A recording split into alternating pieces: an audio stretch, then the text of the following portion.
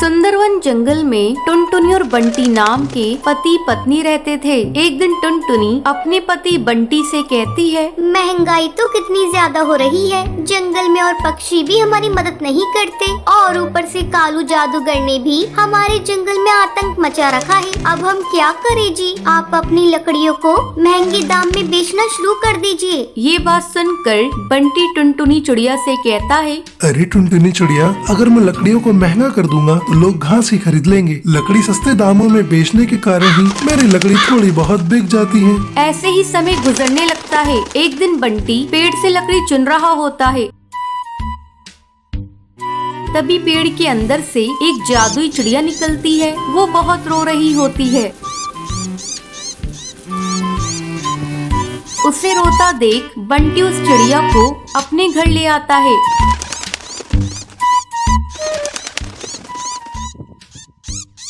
और टुनटुनी चिड़िया से कहता है, टुनटुनी चिड़िया सुनो, आज मैं जब लकड़ियाँ काट रहा था तो पेड़ के अंदर से ये नन्ही चिड़िया निकली। ये बहुत रो रही है, तुम इसे कुछ खिला पिला दो। लेकिन बंटी जी, हमारे पास तो खाने को कुछ है ही नहीं। रुकिए, मैं बुलबुल से कुछ लेकर आती हूँ।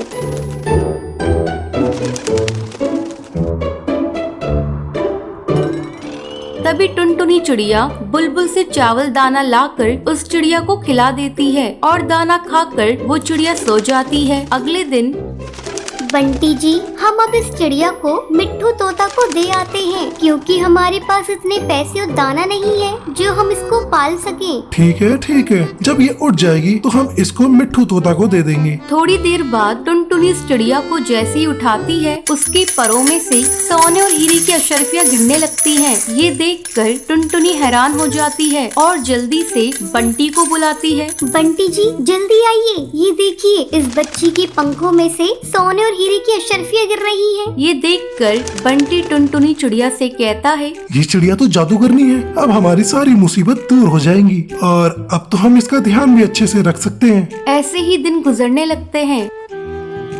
अब बंटी अपना नया कारोबार भी खोल लेता है। बंटी और टुनटुनी चिड़िया मिलकर सबकी मदद भी करने लगते हैं। अब ये खबर कालू जादूगर को पता चल जाती है और वो अपने सिपाहियों से कहता है, सिपाहियों, उस टुनटुनी के घर जाओ और चुपचाप से उस जादुई चिड़िया को चुरा कर हमारे पास लाओ।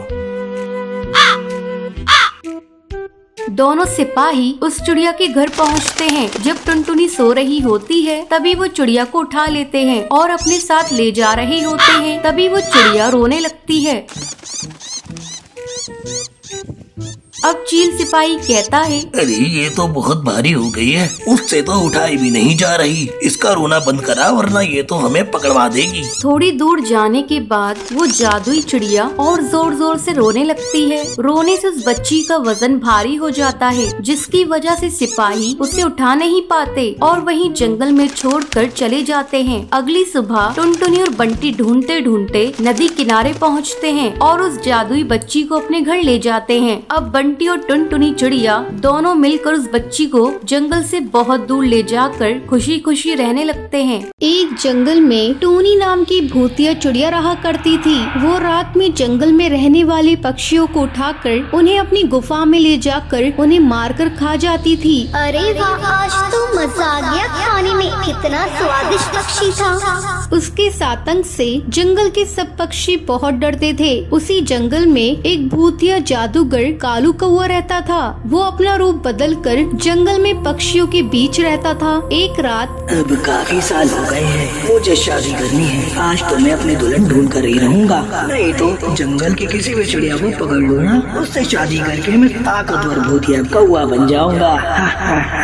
मजा आएगा, इस जंगल पर सिर्फ मेरा राज होगा। ये कहकर वो अपना रूप बदलकर जाने लगता है। तभी वो देखता है टूनी चिड़िया की आत्मा अपने पंजों में एक चिड़िया को पकड़कर अपनी गुफा में ले जा रही है। कालू कौवे का भूत भी उसके पीछे जाता है। छोड़ो मुझे, जाने दो। टूनी चिड़िया, मैंने तुम्हारा क्या बिगाड़ा है? ऐसे कैसे छोड़ दूं तुझे? तू आज रात का मेरा खाना है। टूनी चिड़िया, अगर तुझे छोड़ दूंगी तो मैं भूखी रह जाऊंगी, जो मैं खाने नहीं दूंगी। ये कहकर टूनी चिड़िया की आत्मा टुनटुनी को मार देती है। अरे ये कौन है? चिड़िया की आत्मा, ये कितनी खूबसूरत है। अगर मैं इससे शादी कर लूँगा तो मैं बहुत ताकतवर बन जाऊंगा। इसकी दहशत से पूरा जंगल डरता होगा। अब भूतिया कालू कौआ टूनी चिड़िया की आत्मा से शादी करने की सोचता है। अगली रात वो टूनी चिड़िया की आत्मा की गुफा को फूलों से सजाता है। जब टूनी चिड़िया की आत्मा वहाँ पर आती है, अरे ये कितनी प्यारी गुफा लग रही है। ये किसने किया? इसे फूलों से किसने सजाया है? तभी वहाँ पर कालू कौआ आ जाता है। ये सब मैंने किया है टूनी चिड़िया। मैं तुम्हें पसंद करता हूँ, तुमसे शादी करना चाहता हूँ। जब से मैंने तुम्हें देखा है मैं तुम पर फिदा हो गया। ये सब सुनकर टूनी चिड़िया की आत्मा बहुत खुश होती है और मन ही मन कालू कौए को पसंद करने लगती है। हाँ कालू कौए, मैं तुमसे शादी करने के लिए तैयार हूँ। कल रात हम दोनों शादी कर लेंगे और अपना जीवन एक साथ बिताएंगे। पर टूनी चिड़िया को भूतिया कालू कौए के इरादे का पता नहीं था। वो उसे मोहरा बनाकर ताकतवर बनना चाहता था। अगले दिन अब रात में कालू कौआ अपनी भूतिया बारात के साथ गुफा में आता है। टूनी चिड़िया की आत्मा मंडप में बैठी थी। अब उन दोनों की शादी हो जाती है। कालू कौआ टूनी चिड़िया की आत्मा को अपने घर लेकर आता है। कालू कौए, ये घर कितना सुंदर है, लेकिन तुम इस जंगल के हो भी नहीं, फिर भी तुम्हारा इतना बड़ा घर। तुमने मुझसे ही शादी क्यों की? तुम्हें तो कोई और अच्छी कौवी ये चिड़िया मिल सकती थी। तभी कालू कौआ अपने असली रूप में आ जाता है। मैं कौआ नहीं, भूतिया कौआ हूँ। मैंने तुमसे शादी इसलिए की ताकि मैं इस जंगल पर राज कर सकूं, भूतिया राजा बन सकूं। धोखा, इतना बड़ा धोखा किया तुमने मेरे साथ। मैंने तुम्हें अपना पति समझा और तुमने मुझसे इतनी बड़ी बात छुपाई। मैं तुम्हें छोड़ूंगी नहीं। तुमने मेरा इस्तेमाल करना चाहा। तभी टूनी चिड़िया की आत्मा गुस्से में कालू कौए को मारने वाली होती है। टूनी चिड़िया, मैं तुम्हारा पति हूँ, मुझे मत मारो, मुझे माफ कर दो टूनी चिड़िया। फिर टूनी चिड़िया की आत्मा सोचने लगती है, अगर मैंने इसे मार दिया तो मैं विधवा हो जाऊंगी। वैसे तो ये मेरा पति ही है, मैं इसे नहीं मार सकती, चाहे इसने मुझे धोखा ही क्यों न दिया हो। ये देखकर कालू कौए के भूत को अपनी गलती का एहसास हो जाता है। वो टूनी चिड़िया की आत्मा का प्यार अपने लिए देखकर भावुक हो जाता है। टूनी चिड़िया, मुझे माफ कर दो, मैंने तुम्हें धोखा दिया, लेकिन अब मैं तुमसे सच्चा प्यार करने लगा हूँ। क्या तुम मेरे साथ रहोगी? कालू कौए, मैंने तुम्हें दिल से अपना पति माना है। तुम चाहे भूत या कौए की आत्मा हो, फिर भी मैं तुम्हारे साथ अपनी जिंदगी बिताना चाहती हूँ। अब वो दोनों एक साथ खुशी खुशी रहते हैं। टूनी जब गर्भवती थी तभी उसके पति टुन्नू की एक दुर्घटना से मौत हो गई थी। कलमुही, अब सारा दिन यूं ही तस्वीर बहाती रहेगी या घर का काम भी करेगी? माँ जी, वो मेरे पेट में बहुत दर्द हो रहा है। आपको तो पता ही है, मेरा 9वां महीना चल रहा है, मुझसे उठा तक नहीं जाता। मैं काम कैसे करूं?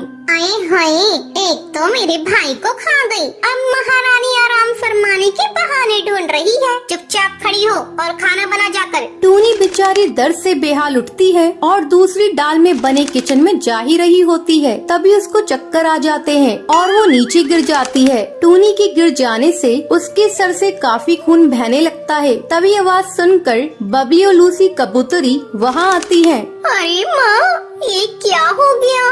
अरे गिरी कैसे है ये छोड़, ये सोच इससे छुटकारा कैसे पाएं। अगर आसपास पड़ोस में से किसी ने इस हालत में देखा तो हम पर ही इल्जाम आ जाएगा। चल थोड़ी देर इसे ऐसे ही पड़े रहने देते हैं, फिर ले जाएंगे हॉस्पिटल। तब तक हमें इसे हमेशा के लिए छुटकारा मिल जाएगा। कुछ समय बाद टूनी हॉस्पिटल में आ जाती है। तभी डॉक्टर बुलबुल बबली से कहती है, हम आपकी बहू को तो बचा नहीं पाए, लेकिन उन्होंने एक बेटी को जन्म दिया है। अरे माँ, ये तो सोने पर सुहागा हो गया। बिना कुछ करे धरे ही उस चुड़ैल से छुटकारा मिल गया। हाँ, बात तो तू ठीक कह रही है, लेकिन इसकी बेटी का क्या करें? खुद चैन की सांस लेकर मर गई और इसे हमारे मत्थे छोड़ गई। अब बबली और लूसी उस बच्ची को घर लाकर अकेले कमरे में छोड़कर चले जाते हैं और बेचारी बच्ची भूख के मारे रो रही होती है। वही टूनी मर चुकी थी, लेकिन टूनी की आत्मा मंदिर में जाती है और भगवान से कहती है, हे भगवान, तूने मुझे अपने दरवाजे पर इस तरह बुलाया है, तो तू ही मेरी मदद कर। मेरी छोटी सी बच्ची का कोई नहीं है, तो मुझे थोड़ी शक्ति दे दे ताकि मैं उसका ध्यान रख सकूं। जब वो अपना खुद ध्यान रख लेगी तो मैं तेरी शरण में आ जाऊंगी। दे दे भगवान, शक्ति दे दे। तभी भगवान उसकी प्रार्थना सुन लेते हैं और टूनी फिर से कुछ टाइम के लिए चिड़िया के रूप में आ जाती है। वहीं लूसी बबली से कहती है, माँ, इसकी रोने की आवाज ने तो मुझे परेशान करके रख दिया है। आप कहीं छोड़कर आ जाइए। तभी बबली उस बच्ची को जंगल में एक नदी किनारे छोड़ देती है और वहाँ से चली जाती है। तभी वहाँ से एक सांप जा रहा होता है। टूनी चिड़िया आकर उस बच्ची को बचा लेती है। टूनी उसे गोद में लेकर बहुत खुश होती है और भगवान से कहती है, धन्यवाद भगवान जी, धन्यवाद। जिसका कोई नहीं होता उसका भगवान होता है। अब टूनी उसे लेकर रास्ते में से जा रही होती है। फिर टूनी सोचती है, मैं इसे रखूंगी कहाँ पर? इसके लिए घर भी होना चाहिए। तभी टूनी को सामने एक खाली शौचालय दिखता है। टूनी शौचालय को अच्छे से साफ करती है और वहीं पर ही अपनी बच्ची के साथ रहती है। भगवान, आपने मुझे शक्ति तो दी है, लेकिन मैं इसका अपने लिए फायदा नहीं उठाऊंगी। मैं खुद मेहनत मजदूरी करके अपनी बच्ची को पालूंगी। अब टूनी चिड़िया एक बरगद के पेड़ पे बने घर में जाती है। वहाँ जाकर टूनी उन आंटी से कहती है, मैम साहब, मुझे काम की बहुत जरूरत है। वैसे तुम क्या काम कर सकती हो? और तुम्हारी तो इतनी छोटी बच्ची है। मैम साहब, मुझे काम की बहुत जरूरत है। अगर मैं काम नहीं करूंगी तो मेरी बच्ची भूखी मर जाएगी। मेरे अलावा उसका कोई नहीं है। जंगल में फसल भी इस बार नहीं हुई है। अब उस मैडम को टूनी की बातें सुनकर तरस आ जाता है। ठीक है, अब रोना बंद करो। अब ये बताओ तुम क्या कर सकती हो? जो आप कहें वो मैं करूंगी। मैं घर की साफ सफाई के अलावा जंगल से सूखी लकड़ियाँ भी चुनकर ले आऊंगी। तभी टूनी चिड़िया जल्दी से उसके घर का सारा काम कर देती है। टूनी चिड़िया की मैडम काम को देखकर बहुत खुश होती है और उससे कहती है, तुमने तो बहुत अच्छे से काम किया। ये लो खाना खा लेना। मैम साहब, खाना मत दीजिए। थोड़ा मेरी बच्ची के लिए दूध मिल जाए तो वो दे दीजिएगा। फिर टूनी चिड़िया वहाँ से दूध लेकर टॉयलेट वाले घर में चली जाती है और वो अपने असली रूप में आ जाती है। फिर वो टुनटुनी को दूध पिलाती है। अगले दिन फिर टूनी काम के लिए चिड़िया का रूप लेकर चली जाती है। अरे सुनो, आज मेरा बर्थडे है, तुम बिना खाए यहाँ से नहीं जाओगी। टूनी चिड़िया मन में सोचती है, अरे मैं ये मैडम को कैसे बताऊं? मैं ये घास फूस वाला खाना नहीं खाती। मैं चिड़िया नहीं, एक आत्मा हूँ। मैम साहब, आज मुझे जरूरी काम है। ये कहते हुए जल्दी से टूनी वहाँ से चली जाती है। कभी कभी ये कुछ अजीब सा बर्ताव करती है। इसे खाने को दो, ये हमेशा मना कर देती है। कुछ तो गड़बड़ है। अब सुंदरी टूनी का पीछा करती है।